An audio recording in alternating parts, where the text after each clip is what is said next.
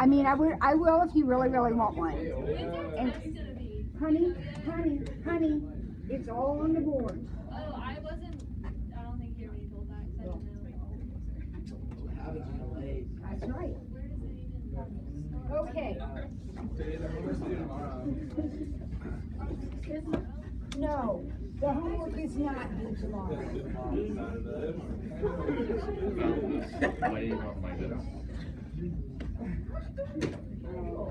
Thank you for bringing it to me, Mr. Thompson. All right, so let's talk about graphing a cosecant. We'll start with the cosecant. So let's try 2 cosecant 1/4 x minus pi over 6. Let's try that. Okay? Now, here is the good news. There's only one little extra piece to this. We're going to add it at the end. What we're going to do right now is pretend for a moment this says sine. Now, why am I choosing sine? Because cosecant and sine are reciprocals, right? So I'm going to do what I did right before lunch, and I'm going to graph this sine equation. So what do I need to keep in mind as I graph this equation? It's a positive sine curve. It has an amplitude of 2. Everybody with me? Now, what does this tell me? To the right, pi over 6. So I'm going to start it. It's a positive sine curve. I'm going to start it to the right, pi over 6. Is that okay with everybody? Now I'm going to go ahead and put in all my labels, just like I did before. So in order to know where it ends, I need to figure my period. Well, how do I do my period? It's always 2 pi divided by whatever that is. So this one would be 2 pi over 1/4, which is 8 pi. Now, what does that mean? I gotta find this number, but I'm starting at 1/6. So does it make sense to you that this would be 8 and a 6? Now, I prefer to use improper fractions because I'm going to have to be finding midpoints. So that's 8 over 1 plus 1 over 6. So what is that, 49 pi over 6?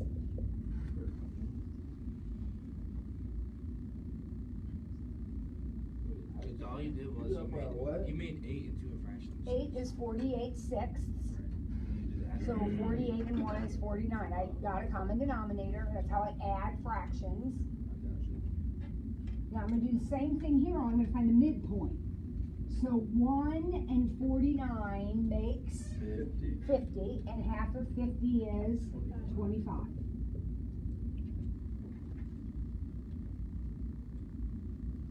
One and 25 is 26, and half of 26 is 13.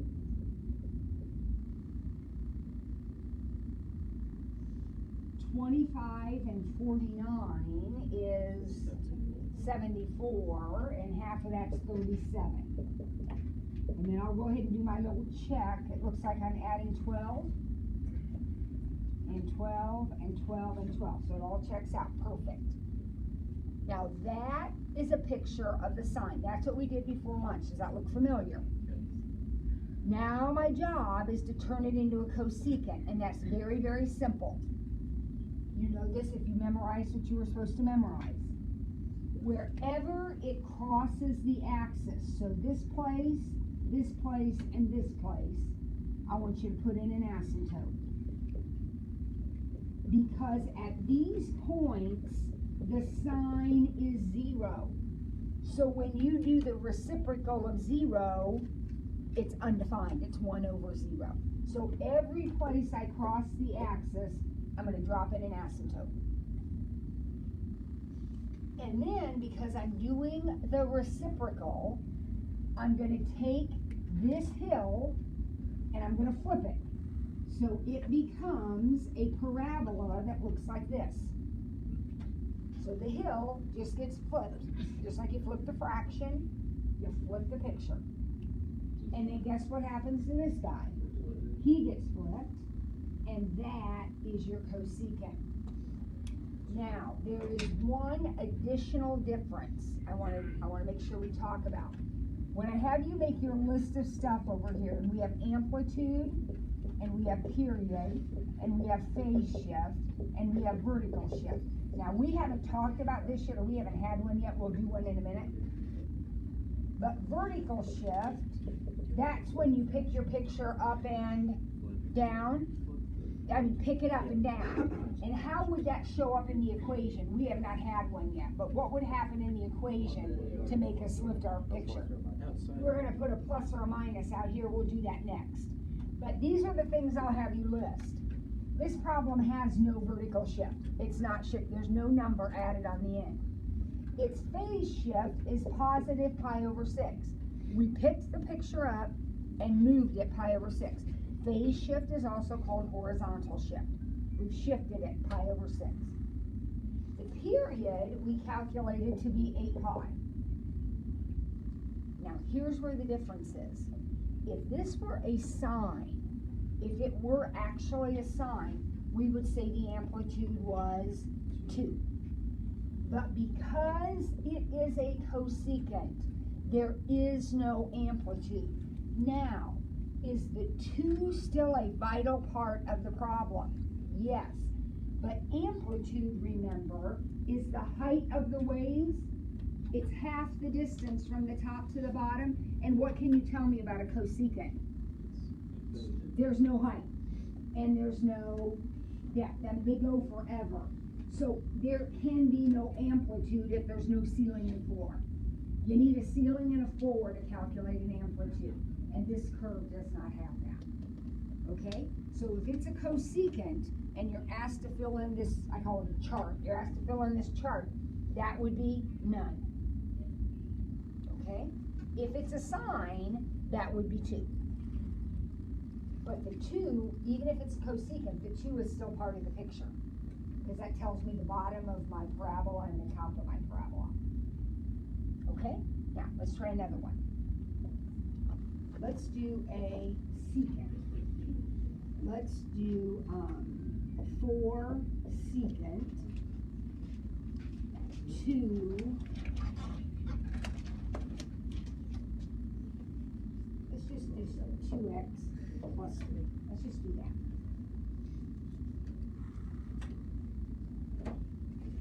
All right. So, take a guess how I'm going to start this problem.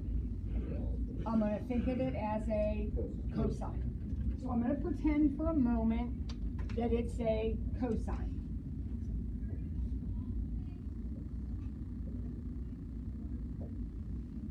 Now, the amplitude is 4.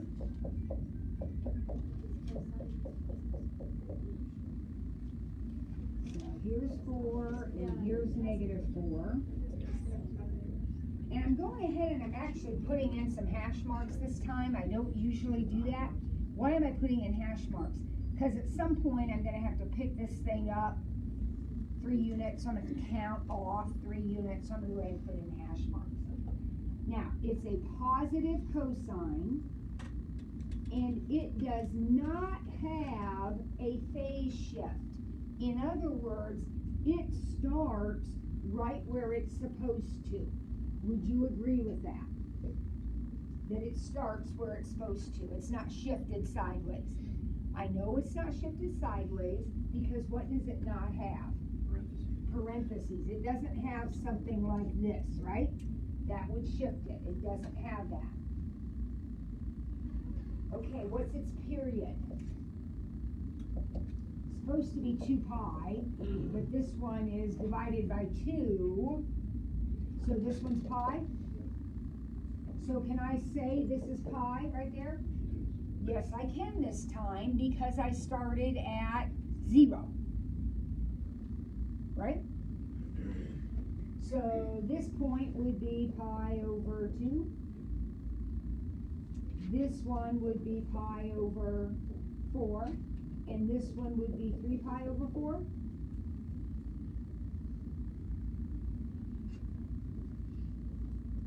that okay with everybody? So, now wait, I haven't done this part yet, but I have graphed 4 cosine 2x. Would everybody agree with that? Now, I'm going to go ahead. I always do this last. I always save that for the very end, my very last step. So now I'm going to go ahead and turn it into a secant. And then I'm going to pick my secant up, 3 units. Okay, now how do I turn it into a secant? Well, I do what I did over here. So I'm going to drop in some asymptotes. Where do the asymptotes go? Wherever you cross the axis. So I'm going to have an asymptote here. I'm going to have an asymptote here. That's how I get a secant. I put in asymptotes wherever the cosine crosses the axis. And then I flip my pieces. Now, this piece is easy to flip. Would you agree with me? It looks like that if you flip it over.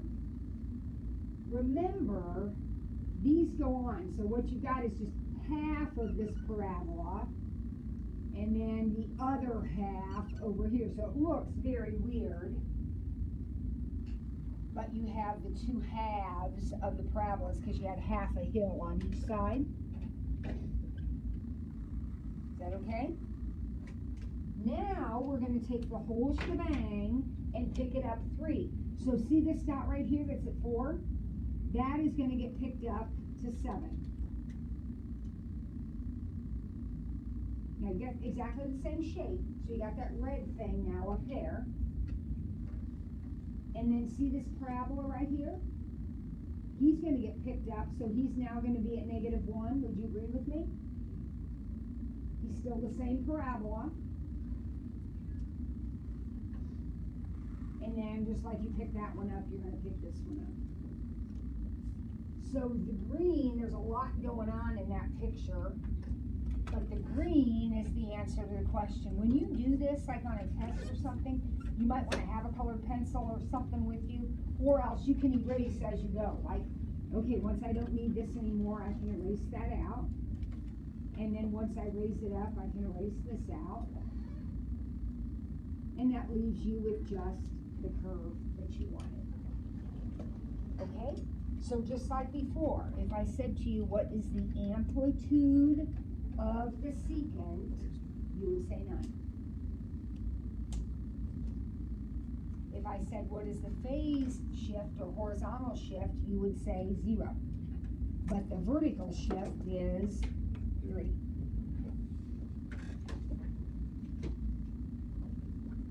All right? We're going to do one more, and then hang on. We're going to go to the tan and cotan. Was the period be pi? What? The period's pi. Yep, the period's pi. The period of the secant will be the same as the period of cosine, right? So you start out with 2 pi and then divide by whatever number you've got. Okay, so you want to do a cosecant or a secant?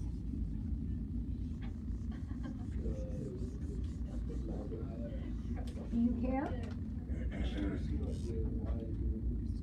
Let's go y equals what? Let's do a negative. Maybe we'll do y equals -2x plus 3. 2 secant, -2 secant. Let's put a, let's say 1, did we already do 1/4? I think we did. Yeah. So 1/2 x plus pi over 8 minus 1. Let's do this. So last Now, one. this has everything in it that I can put in it. Alright, so let's take it a step at a time. We're going to do amplitude, period, phase shift, and vertical shift. We like this because it's easy points, or it should be anyway. What's the amplitude? 2. None. Yeah, it's a secant. It's a secant. They want one of those easy points. What's the period? Well, I don't know. I figured out. Period's supposed to be 2 pi, but because of that 1/2, it turns into 4 pi, 2 pi divided by 1/2. What's my phase shift or my horizontal shift? negative pi over 8. We have to say either negative pi over 8 or left pi over 8. If you just say pi over 8, you don't know which direction you're going. Well, the implication is it's positive. Okay, so we're going negative pi over 8. That means left. You can say left if you want. Vertical shift? Down 1. Down 1. Negative 1 or down 1. Okay, we're going to do that last. What we're going to do now is change this into a cosine. Trying to stay awake. Here we go. We're going to graph a cosine that starts at negative pi over 8. Your phase shift is your starting point. Now, it is a negative cosine. So remember, cosines are supposed to start up at the top, start at the top of the hill and end at the top of the hill. Well, if they're upside down, they start at the bottom of the valley and end at the bottom of the valley.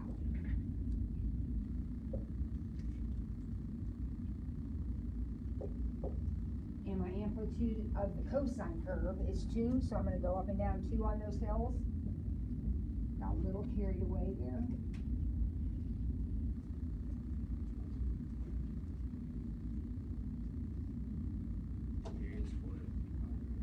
We already figured out, yep, the period's 4 pi. So I need that ending point. It will not be 4 pi. It will be 4 pi after negative 1/8. So it's negative 1/8 plus 4 pi. Isn't that 32 pi's? So that's going to give me 31 pi.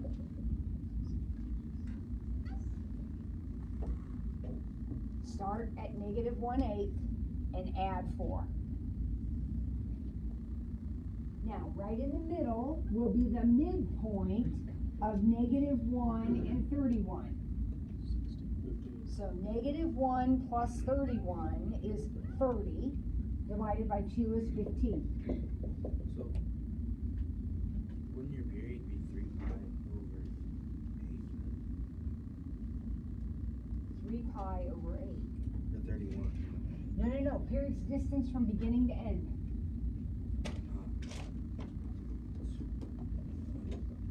Negative 1 and 15 is 14. This is 7 pi over 8. Obviously, my scale's all messed up, but it doesn't matter. Just label everything. 15 and 31 is what? 46? 23? Are all those the same distance apart, I hope? That is a beautiful picture of a cosine. So I have 2 things to do. First, I gotta go back and make it a secant, and then I gotta drop it down 1. So I'll make it a secant by dropping in the asymptotes where I cross the axis. Your asymptotes, no matter which one you're doing, secant or cosecant, your asymptotes go where you cross the axis. Okay? Then flip your curve. So with these guys, I like to flip the whole one first. That's my whole parabola. And I kind of think about what this is. These are the others over here.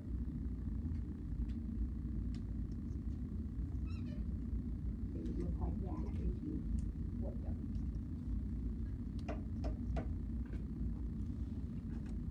Now, what do you think? Is that okay so far? We have one more thing to do. Yeah. Now we're going to take the red picture and drop it down 1 unit.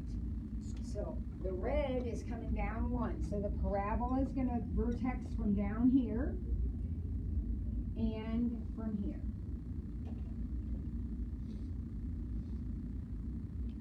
So the purple is your final answer. Now, is anything about, let's stick with just this problem right now, anything about this problem confusing us?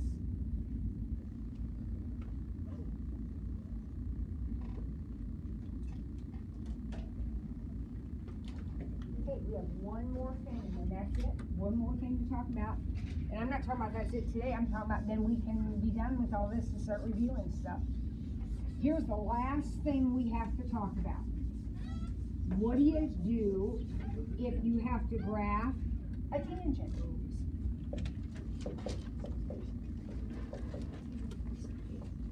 Now, this is a total, well, I shouldn't say totally unfamiliar shape because it's not, but the tangent itself is an unfamiliar curve. It's not one of your BFFs. You were asked to memorize it. What did it remind you of when you memorized it? Cube it. What? Cube it. Yeah, it looks like a cube. It has an asymptote at negative pi over 2 and an asymptote at pi over 2, and it is an increasing function. That is your tangent. Now, before we start throwing numbers in here, we need to talk about some pretty big differences between sine, cosine, secant, cosecant, and tangent. First of all, tell me about the amplitude of the tangent. Doesn't have it. So Mrs. Ford can stick a number out here, and I will because I'm tricky. Wow. Yeah, and I want you to rebel and what were they starting a petition drive or whatever? Go ahead, yeah. The union, yeah. Get the union going. I'm going to try to trick you. I'm going to stick a number out there. Now, what does that number do? It stretches out the curve and makes it straighter, okay? But it does not have anything to do with amplitude. You can't have amplitude unless you have a ceiling and a floor. The only curves that have amplitude are sine and cosine. Every other curve is going to have no amplitude, even if there's a number in the problem. Another huge difference is this is a period. I could draw more. Absolutely, I could draw more. It would look like this. I could draw these until next week. Just keep going. But this is all I need. One branch. No, it has period. How far is it from negative 1/2 to positive 1/2? That's its period. How far is that? That's 2/2, which is pi. So there is no amplitude, and your period is pi. Now, right now, you're thinking one of two things. Either, I wish she'd shut up, or, what difference does that make, that the period's only pi? Well, let's see what difference it makes. Let's suppose you had to graph the tangent of 1/2 x.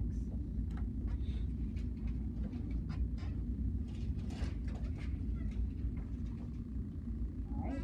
Now, first of all, have we done any shifting? Are there any pluses or minuses in the problem? No. So that means position-wise, it's in exactly the same place it always is. There it is. There's a picture of my tangent. I haven't moved it sideways or up and down. There's no pluses or minuses.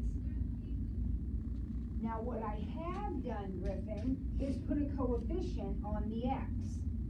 And what does a coefficient on the x do?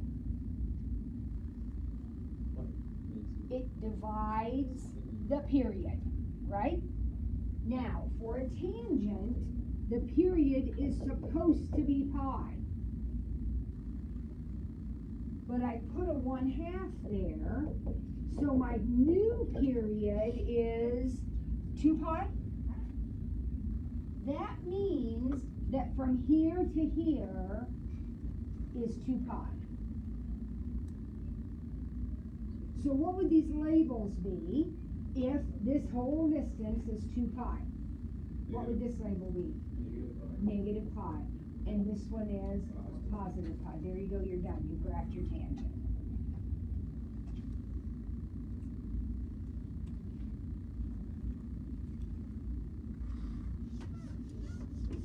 from your memorization, what's different about a cotangent?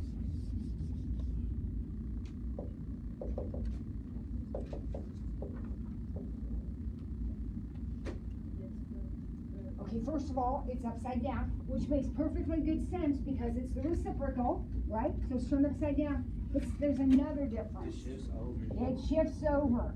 Your asymptotes are at 0 and pi. This is a picture of your cotangent curve. So it has the same shape, but because it's the reciprocal, it's upside down. And just like the sine and cosine are shifts of each other, the tan and cotan are shifts of each other.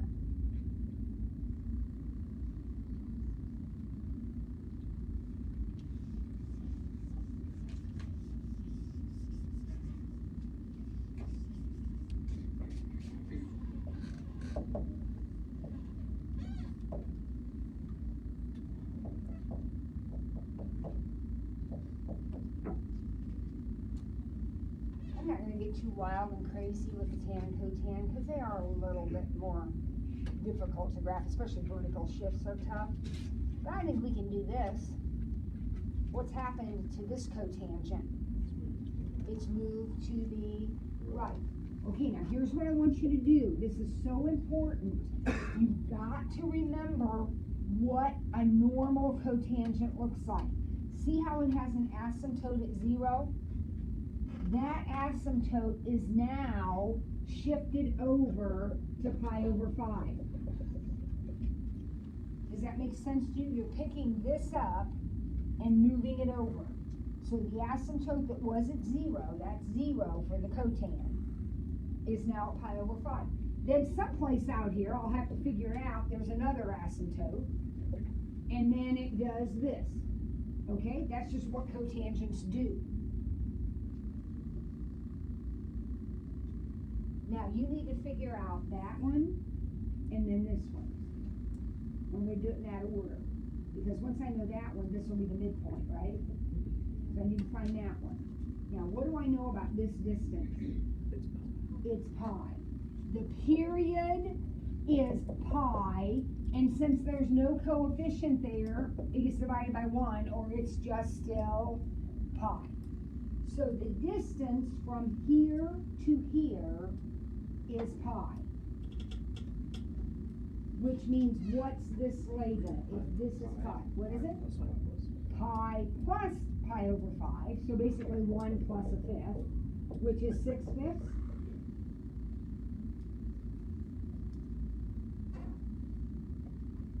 Now I need the midpoint of 1/5 and 6/5.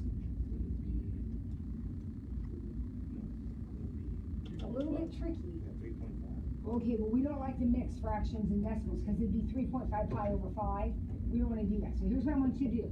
1/5 plus 6/5. What does that make? 7/5. What's half of 7/5? 7/10.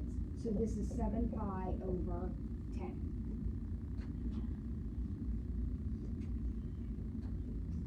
We had to take half of an odd number, and we don't want to have 3 1/2 fifths, so we write it as 7/10. What's the period? Pi. What's the amplitude? None. What's the phase shift? That is the horizontal shift. Positive pi over 5, right? What's the vertical shift? None, don't have one. If there were a vertical shift, you'd have plus or minus on the end of it, right? Got the hang of that? Not bad at all. And guess what? Now you can start doing that ungodly amount of homework, and it's not due until Wednesday, 12/8. What is that? Thursday. All right? 4-1 to 4-5. 4-1 to 4-5. Everybody's doing it.